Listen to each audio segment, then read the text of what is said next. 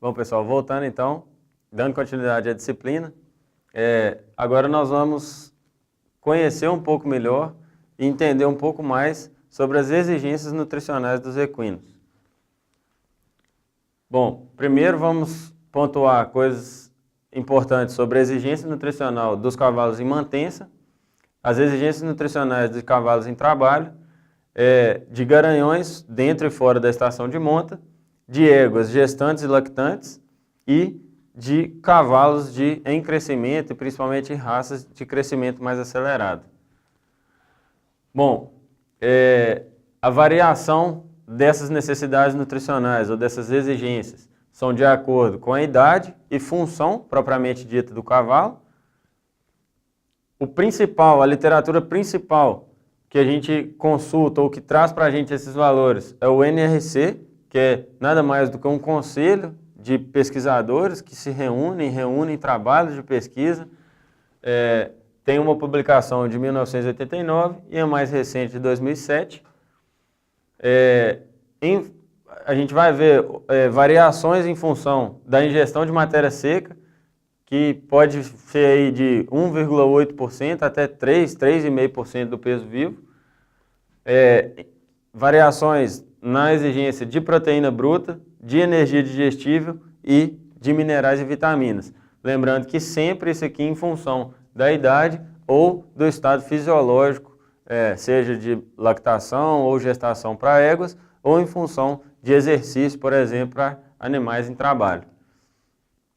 Bom, então as exigências de mantença são em função do tamanho, que aí está muito correlacionado com o peso corporal, do ambiente. Então isso pode mudar, por exemplo, em ambientes muito quentes ou muito frios, em extremos, principalmente fora dessa zona termoneutra, que seria uma zona de conforto térmico, vamos dizer assim.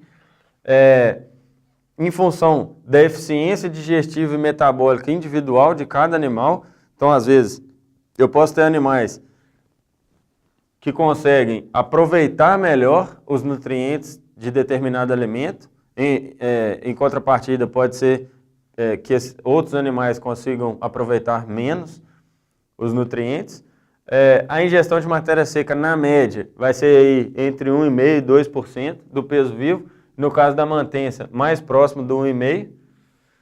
E, em geral, as necessidades de energia são supridas apenas com forragens ou apenas com volumoso de boa qualidade. Tá? No caso de mantença, em geral, essas necessidades são supridas apenas com forragem. Então não é raro, por exemplo, a gente ver aquele cavalo de final de semana, aquele cavalo de cavalgada que fica solto no pasto e fica redondo, fica gordo, sem uma suplementação de concentrado junto com aquela pastagem. Basta ele ter a oportunidade de selecionar uma dieta de boa qualidade, ou seja, trabalha com a taxa de lotação mais baixa e só no pasto, em mantença, seu animal vai ficar bonito ou vai ficar com a condição corporal desejável. Então a ingestão de matéria seca vai ser próximo de 1 a 2% do peso vivo, por isso que a gente colocou aquele valor médio de 1,5%. E em função da seleção dos alimentos. Então, se meu animal tem a oportunidade de selecionar, isso acaba criando um cenário onde ele vai conseguir ingerir alimentos mais nutritivos ou de melhor qualidade, ou parte dos alimentos, por exemplo, mais folha, mais a extremidade das folhas, ou vai comer só aquelas pontinhas de capim mesmo. Então, se a gente for pensar aqui, por exemplo, um feno de boa qualidade, nós vamos ter aí de 0,3 a 0,4 megacalorias de energia digestível por quilo. Alfafa, de 0,4 a 0,5 megacalorias de energia. Os concentrados, de 3 a 3,5% de extrato etéreo. Esses concentrados aí, nessa categoria aqui, entra, por exemplo, o próprio fubá ou milho, outras fontes de concentrado, como a gente já comentou no outro módulo, que vão fornecer em torno de 0,5 a 0,6 megacalorias de energia por quilo. E a gordura, com 6% ou mais de extrato etéreo, que seria as fontes de gordura aí, fornecendo em torno de 0,6 ou até mais megacalorias de energia digestível por quilo. Para esses cavalos em mantença, o que o NRC considera como essa mantença fisiológica, então, em mantença essa mantença vai variar em função, por exemplo, do temperamento do animal. Eu posso ter um animal que está em repouso ou que não está em trabalho, mas se ele for mais agitado, por exemplo, ele vai ter uma exigência de mantença um pouco maior do que a de um cavalo mais calmo. Então, essa mantença baixa seria desses animais menos agitados, é de energia, por exemplo, de energia digestível, 30 quilocalorias por quilo vezes o peso vivo do animal. De proteína, 1,08 vezes o peso vivo. Então, só para a gente ver como é que isso aumenta. Numa mantença média, seria um cavalo intermediário de temperamento, por exemplo. Aumenta um pouquinho, em torno de 10%, essa energia para mantença. E, da mesma forma, aumenta aqui um fator de 0,2 aqui vezes o peso vivo do cavalo. Então, mostrando que cada vez que esse cavalo tem um temperamento mais acelerado, mais agitado, as exigências de energia vão aumentar. Na mesma proporção, do cavalo mais calmo para o cavalo mais agitado. Uma coisa importante que a gente tem que lembrar é que um bom programa nutricional não faz um cavalo ruim se tornar um atleta de ponta. Mas um programa ruim pode fazer com que um excelente atleta não atinja o seu máximo potencial. Então, pensando em trabalho, a gente precisa ter isso aqui em mente, porque eu preciso de ter um programa nutricional condizente com a capacidade, com a função de trabalho que esse animal tem que exercer. Bom, esse trabalho pode ser classificado como leve, e aí nós estamos falando de passeio ou em início de programa de treinamento, iniciando aí poucas horas ao longo do dia e menos dias na semana. Trabalho moderado, cavalos de hípica, de cavalgadas, caso essas cavalgadas forem mais frequentes, cavalos de prova frequentes também, todo final de semana tem uma prova, por exemplo, e treinamento leve durante a semana. De esportes como polo, por exemplo, ou de trabalho em fazenda. A gente pode considerar como trabalho moderado. E trabalho pesado, trabalho mais frequente na fazenda. Esportes, por exemplo, aqui a gente colocou um trabalho moderado, dependendo, obviamente, da frequência em que esses animais são submetidos a esse esporte. Mas eu posso classificar isso aqui também como um trabalho pesado. Corrida, concurso de marcha, provas de tambor, prova de apartação e assim por diante. Todos os exercícios que esses cavalos são submetidos, então, nessas provas que exigem mais desempenho, maior performance.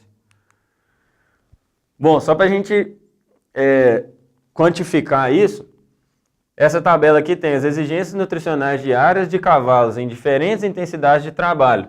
Então, pegamos um cavalo de 500 quilos, de acordo com o NRC. Então, o mesmo cavalo de 500 quilos em trabalho leve, moderado, pesado e muito pesado. Bom, na segunda coluna o peso vivo, então esse é o mesmo cavalo. E aqui, na segunda coluna aqui, a exigência em energia. Só para a gente ver, um cavalo em trabalho leve tem a exigência de aproximadamente 20 megacalorias, em trabalho pesado de 34. Isso corresponde a um aumento, pessoal, de 72,5% na exigência de energia. Então, eu tenho que estar atento a essa correção aqui para que o meu cavalo, em trabalho, ele consiga suprir essa demanda, ele consiga trabalhar ou responder de forma satisfatória. Para a proteína bruta, a mesma coisa, principalmente pelo desgaste muscular, pela recomposição muscular que esse cavalo tem que ter depois do exercício. Então, nós estamos falando de um cavalo em trabalho leve, com exigência de 700 gramas, e em trabalho pesado de 1,4 kg. Então, um aumento de 40% na exigência de proteína. Nessa mesma proporção, ou muito semelhante, segue a exigência de lisina. Lembra que essa lisina é em função do teor de proteína da dieta. Né? Ela está relacionada com esse teor de proteína, então também tem esse aumento. De cálcio, a mesma coisa, num trabalho leve para um trabalho muito pesado em 33%, e de fósforo de 60%. E aí, nesse caso aqui, outros minerais também são importantes, como a gente comentou, o potássio, o sódio, que vão ser perdidos ou vão ser excretados no suor, principalmente nesses casos aqui de exercício pesado e muito pesado.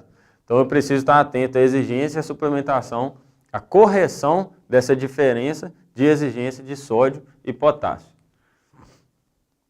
Basicamente, para cavalos em trabalho, o que eu tenho que pensar? Energia, energia, energia. Nesse caso aqui, a gente vai ver que as exigências ou os teores de proteína da dieta, eles, em valores absolutos, eles se elevam, mas em relação a proteína e energia, a relação acaba sendo um pouco mais menor. Por quê? Porque esse cavalo precisa de muita energia. Então, em relação à proteína, isso acaba diminuindo um pouco a relação. Bom, vista essa parte de exigência de trabalho, vamos entrar aqui agora na questão dos garanhões dentro da estação de monta e fora da estação.